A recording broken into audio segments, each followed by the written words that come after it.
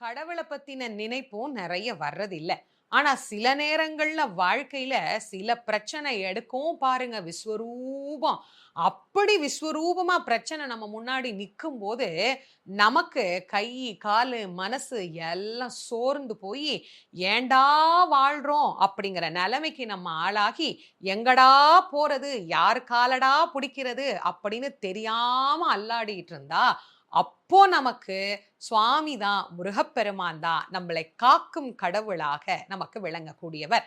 அவருடைய விஸ்வரூபத்த பத்தியும், அந்த விஸ்வரூபத்தினுடைய தரிசன சிறப்புகள பத்தியும் தான் இந்த பதிவுல உங்களுக்கு நான் சொல்லப் போறேன். முருகப்பெருமானுடைய ஆலயங்கள்ல காலையில நடைபெறக்கூடிய தரிசனத்துக்கு விஸ்வரூப தரிசனம் அப்படின்னு பேரு. சில கோவில்கள்ல விஸ்வரூபம்னே எழுதி போட்டிருப்பாங்க. சில கோவில்கள்ல திருவனந்தல் அப்படின்னு எழுதி போட்டிருப்பாங்க.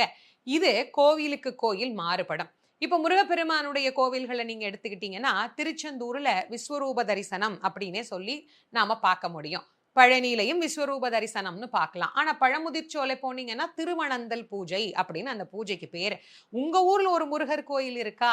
அங்க இருக்கிற முருகப்பெருமான் கோவில்ல கூட காலையில முதல்ல நம்ம சுவாமிய பார்க்குற அந்த தரிசனத்துக்கு பேர் தான் விஸ்வரூப தரிசனம் அப்படின்னு பேரு. சரி. இந்த விஸ்வரூப தரிசனம்னா என்ன? அத பத்தி ஏன் இப்ப சொல்லணும்னு நான் நெனச்சேன் அப்படின்னா, அதுக்கு ஒரு காரணம் உண்டு. ஒரு அன்பர் ஒருத்தர் ஒரு பிரச்சனைன்னு சொன்னார். அப்ப அவருக்கு நான் சொன்னேன், "நீங்க உங்க ஊர்ல பக்கத்துல இருக்கிற முருகர் கோயிலுக்கு போங்க. காலையில முதல்ல இந்த விஸ்வரூப தரிசனத்த பாருங்க. முருகப்பெருமான் கிட்ட இந்த பிரச்சனைய சொல்லுங்க. சரியாயிடும்." உடனே அவரு கேட்டாரு, "அப்படின்னா என்னன்னே எனக்கு தெரியாதே" அப்படின்னார். இந்த மாதிரி நெறைய பேரு விஸ்வரூபம்னா என்னன்னே தெரியாதுன்றாங்க. அதனால தான், தெரியாமலே இன்னும் நெறைய பேருக்கு இருக்கு. அத நாம சொல்லணும் அப்படிங்கிறதுக்காக தான் விஸ்வரூபம் என்றால் என்ன? அப்படிங்கிறத நான் இப்போ உங்களுக்கு தெரியாதவங்களுக்கு தெரியப்படுத்துறேன்.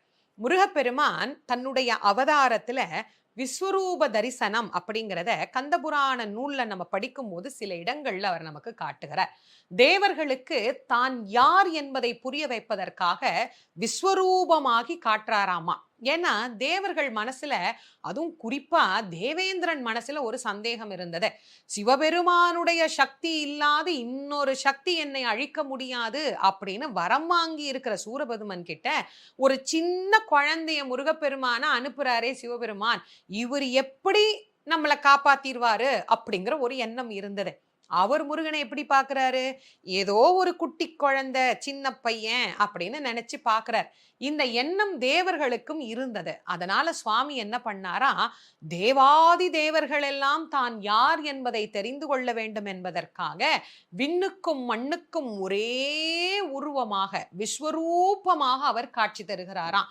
அந்த விஸ்வரூப தரிசனத்தை வீரபாகு தேவருக்கும் முருகப்பெருமான் காட்டுகிறார். வீரபாகு தேவர்னா யாரு அப்படின்னு தெரியாதவங்களுக்காக நான் சொல்றேன். வீரபாகு தேவர் முருகப்பெருமானினுடைய துணைவர்கள்ல, தம்பிமார்கள்ல ஒருத்தர். நவ வீரர்கள் 9 பேர் முருகனுக்கு தம்பி, 1,09,000 பேர் முருகனுக்கு துணைவர்கள். அந்த 1,09,000 பேர்ல 9 பேர்ல ஒருத்தர் இந்த வீரபாகு தேவர். அந்த வீரபாகு தேவர் தான் முருகப்பெருமானுடைய தூதுவராக சூரபதுமனை பார்ப்பதற்கு வீரமகேந்திரபுரிக்கு போறார். அப்போ தன்னுடைய விஸ்வரூப தரிசனத்தை வீரபாகு தேவர் மூலமாக இறைவன் காட்டினார் அவருக்காக. 2வதாச்சா, இன்னொரு முறை, அதுதான் இருக்கிறதிலேயே ரொம்ப உயர்ந்த விஸ்வரூபம்னு சொல்லலாம். எங்க காட்டுறாரு தெரியுமா? போர்க்களத்துல. அதிலும் யாருக்கு காட்டுறாரு தெரியுமா? சூரபதுமனுக்கு காட்டுறாருங்க. சூரபதுமன் போர்க்களத்துல முன்னால நிக்கிறார். முன்னால முருகன் எப்படி இருக்கிறாராம்? குட்டி குழந்தையா இருக்கிறாராம், சின்ன குழந்தை. அத கந்தபுராணத்துல கச்சியப்பர் சொல்ற போது ரொம்ப ரொம்ப அழகா சொல்வார். தண்டையும் சிலம்பும் மார்க்கும் சரணமும் தெரிய கண்டான் அப்படின்னு சொல்வார். புண்டர நுதலும் 3 வரியில திருநீர் பூசி இருக்கிறாராமா. கோல மார்பும், அழகான சின்ன மார்பு, குட்டி உடம்பு, அழகான முகம். அவருடைய முகத்துல இருக்கக்கூடிய புன்னகை, அந்த புன்னகை எப்படி இருக்குதான்? முண்டகம் மலர்ந்தது என்ன மூவிரு முகமும். அந்த 6 முகமும் அழகா அப்ப பூத்த பூ மாதிரி இருக்குதாமா. இந்த குட்டி குழந்தைய பார்த்தோன்னே சூரன் சொன்னா, முருகா, உன்னோட எல்லாம் என்னால சண்டை போட முடியாது. நீ சின்ன பையன், நீ கிளம்பி போ. உன்னை கொன்னுட்டா உங்க அம்மா பார்வதி வேற அழுவா. அதனால நீ போ, உங்க அம்மாட்ட போய் விளையாடு அப்படின்னு சூரன் ரொம்ப இளக்காரமா பேசினான். முருகர் சிரிச்சுக்கிட்டே சொன்னாரு, விளையாடதான்ப்பா வந்திருக்கிறேன். ஆனா எங்க அம்மா கூட இல்ல, உன் கூட. இவ்வளவு சின்ன பையனா இருக்கிற, என் உயரத்துக்கு கூட நீ சமம் இல்லையே! நீ எப்படி என் கூட விளையாடுவ? அப்படின்னு கேட்ட உடனே முருகப்பெருமான் சொன்னார், நான் யாருங்கிறத உனக்கு காட்டுறேன் அப்படின்னு விஸ்வரூப தரிசனம் எடுக்கிறாராம் போர்க்களத்துல. விண் உலகத்தை தாண்டி, சூரிய மண்டலத்தை தாண்டி அவருடைய சிரசு போய்க்கிட்டே இருக்கு. அவருடைய திருவடி எந்த பாதாளத்துக்கு போச்சுன்னே அவனுக்கு தெரியல. இதுக்கு மேல அவனால பார்க்கவே முடியல. அப்படி பார்க்க முடியாதவனுக்கு போர்க்களத்துல இறைவன் ஞானக்கண்ணையும் கொடுக்கிறார். நான் யார் என்பதை பார் அப்படின்னு ஞானக்கண்ணை கொடுத்த உடனே சூரபதுமனுக்கு தாரதாரையா கண்ணீர் வருதான். இந்த பெருமானையா நான் எதிர்த்தேன், இவரையா நான் இவரை வணங்கணும், இவரை நான் வாழ்க்கணும், நான் தொண்டு செய்யணும். அப்படியே அவனுடைய மனம் அவன்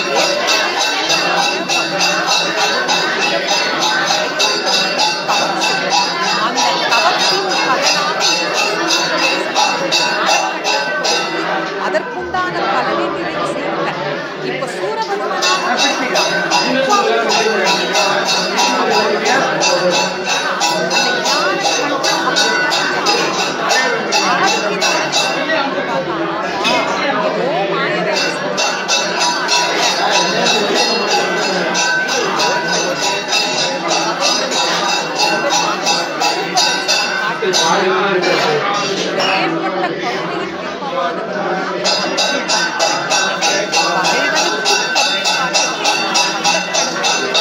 வேற யாரையுமே சொல்ல முடியாது.